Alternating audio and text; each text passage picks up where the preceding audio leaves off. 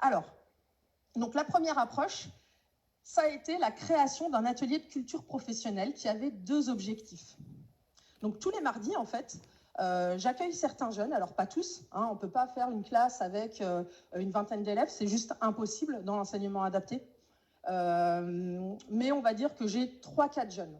3-4 jeunes avec lesquels je travaille différents points, donc leurs forces, parce que ce sont des jeunes qui doivent apprendre à se connaître et à savoir comment ils fonctionnent pour pouvoir parler d'eux-mêmes. On travaille sur leurs qualités humaines, sur leurs compétences techniques, parce que très souvent, ces jeunes-là, je les mets en stage, donc ils partent en stage, soit en milieu protégé, donc dans les ESAT, soit en entreprise adaptée. Les entreprises adaptées, avant, faisaient partie du milieu protégé, mais avec la transformation des ESMS, les entreprises adaptées ont glissé vers le milieu ordinaire de travail. Mais bon, on garde cette bienveillance malgré tout dans les entreprises adaptées. Et parfois, ils vont en stage en milieu ordinaire quand ils me le demandent et quand ils en ont les capacités aussi et que c'est préparé correctement. Et puis, on aborde aussi la valorisation de soi, savoir parler de son handicap, l'accepter sans frein. Ça, c'est très compliqué pour eux quand je leur demande « Pourquoi tu es là ?» Je ne sais pas. Donc ça, c'est les confronter aussi à leur réalité. Et c'est important qu'ils puissent accepter leurs difficultés pour pouvoir en parler.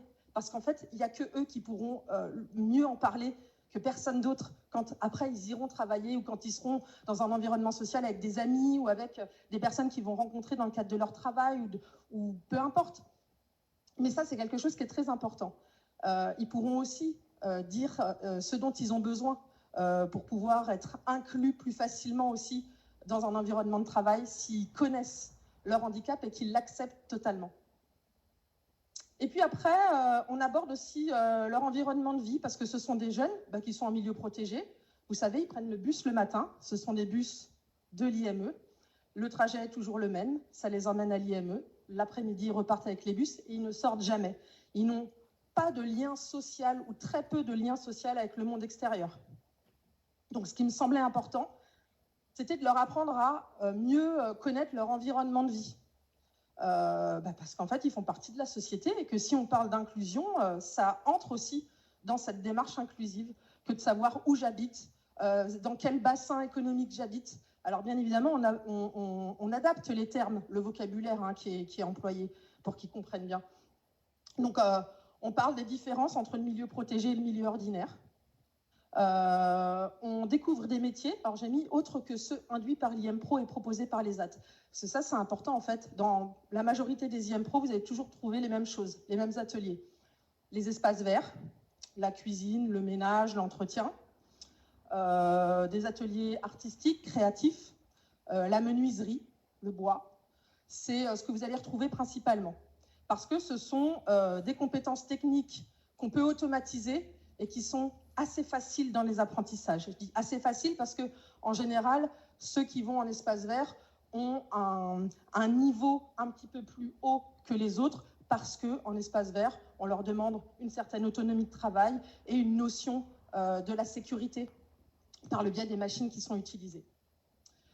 Donc en fait, ça c'est important, cette découverte des métiers, parce qu'ils ne savent pas en fait ce qui se passe ailleurs, quels sont les autres métiers proposés, parce que ce qu'ils voient à l'IM-Pro, c'est ce qu'ils voient en général à l'ESAT. On les prépare à l'IM-Pro sur une catégorie de métiers, et puis ils vont à l'ESAT, pour ceux qui restent en milieu protégé, ils vont faire ce qu'ils ont appris à l'IM-Pro. Donc ça fait partie de leur culture en fait, personnelle, et c'est important qu'ils aient cette culture-là, qu'ils sachent ce qui existe comme métier. Donc ça passe par des vidéos, ça passe par des jeux. Alors voilà, encore une fois, il faut savoir s'adapter. On crée des jeux de loi, des jeux de cartes, on discute, on voit des vidéos. Donc on fait aussi des visites. La semaine dernière, on est allé visiter par exemple la centrale nucléaire de Cattenom pour leur apprendre comment fonctionne l'électricité. Donc il y a eu toute une préparation en amont. Et puis, on a terminé par cette visite et c'était très, très bien, très instructif parce que c'était aussi adapté à leur niveau et à leur capacité de compréhension. Et puis après, on apprend tout ce qui est lié aux documents et aux obligations lorsqu'on entre dans le monde du travail. C'est quoi un bulletin de salaire, combien tu touches quand tu travailles, quand tu vas à l'ESAT, combien tu touches, c'est quoi un SMIC, si tu es malade, tu vas voir le médecin, il te faut un arrêt de travail, il faut que tu l'envoies. ce sont des choses simples, mais qui ne leur étaient pas expliquées. Donc aujourd'hui, c'est fait. Et en fait, tout ça, ça favorise et ça développe leur capacité à s'autodéterminer, à pouvoir faire des comparaisons et à pouvoir faire des choix. Alors, j'ai utilisé différents outils, donc je vais vous en présenter 4. Le premier outil, c'est une échelle d'autodétermination que j'ai revisitée sur la base du LARIDI. Donc, en fait, le LARIDI, c'est le laboratoire de recherche sur la déficience intellectuelle, ça vient du Québec. Et en fait, en 2001, ils ont proposé une grille d'évaluation de l'autodétermination des jeunes en situation de handicap intellectuel entre 14 et 20 ans. C'était très bien, ça correspondait à ce que j'attendais. Sauf que cette échelle, cette grille d'évaluation a été beaucoup trop longue, donc je l'ai simplifiée. Les termes et le vocabulaire qui étaient employés ne permettaient pas forcément une bonne compréhension de ce qui était demandé. Et puis, c'était pas rempli par le jeune, c'était rempli par le professionnel. Et j'estimais que pour pouvoir travailler l'autodétermination des jeunes, il était important que le jeune puisse remplir lui-même, en étant accompagné d'un professionnel, mais puisse remplir lui-même sa grille d'autodétermination. Alors voilà, je l'ai simplifié parce que vous voyez, hein, on a un smiley vert, un orange et un rouge. C'est assez simple à comprendre. Et puis, le fait qu'elle ait été raccourcie permet d'éviter des biais aussi dans les résultats. Parce qu'en fait, quand c'est trop long, ils perdent le fil, mais ils n'osent pas dire « je suis fatigué, on arrête ». Donc, ils continuent à répondre, mais ils répondent à côté, quoi, parce qu'ils n'ont plus envie. Donc, il fallait vraiment pouvoir l'adapter au contexte et au public. Ensuite, le deuxième outil, ça s'appelle ma boussole de vie. Donc, en fait, j'ai imaginé une boussole avec 4 parties de cadran. Et dans chaque cadran, il y a une thématique. Donc ici, il y a la thématique orientation travail, ici la thématique loisir, ici la thématique logement et ici la thématique santé.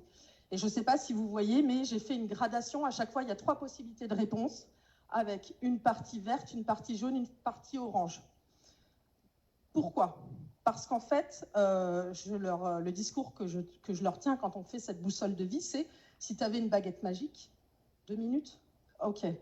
Si tu avais une baguette magique, qu'est-ce que tu choisirais en premier ? Donc forcément, ils mettent dans le vert. Qu'est-ce que tu accepterais ? Qu'est-ce qui serait encore acceptable ? Ils mettent dans le jaune, etc., etc. Et en fait, ça, c'est le fil rouge qui me permet de voir comment ils progressent tout au long de leur parcours à l'IM-Pro. Parce qu'ils ne restent pas chez nous 1 an ou 2. Ils restent chez nous plusieurs années. Entre 14 et 20 ans, on a 6 ans. S'ils ne partent pas à 20 ans, on les garde encore plus longtemps. Donc ça, ce sont des outils qui sont amenés à bouger, à évoluer, à être modifiés. Mais c'est un fil rouge.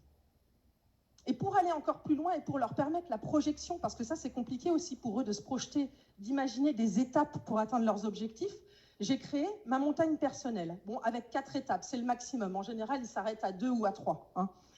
Mais en fait, c'est pour dire, vous prenez un item de votre cadran, là, de votre boussole de vie, ce qui est le plus important pour vous, et on va travailler ensemble sur les étapes pour atteindre votre petit tiret vert, là, votre idéal. Et donc, on travaille en groupe, parce que la paire aidance est très bénéfique avec ces jeunes-là, et pour qu'ils puissent déterminer leurs étapes à atteindre avec une temporalité, pour voir aussi leur progression et pour qu'eux-mêmes puissent reprendre leur montagne personnelle et dire, bon, ok, je suis arrivé à telle étape, maintenant il me reste ça.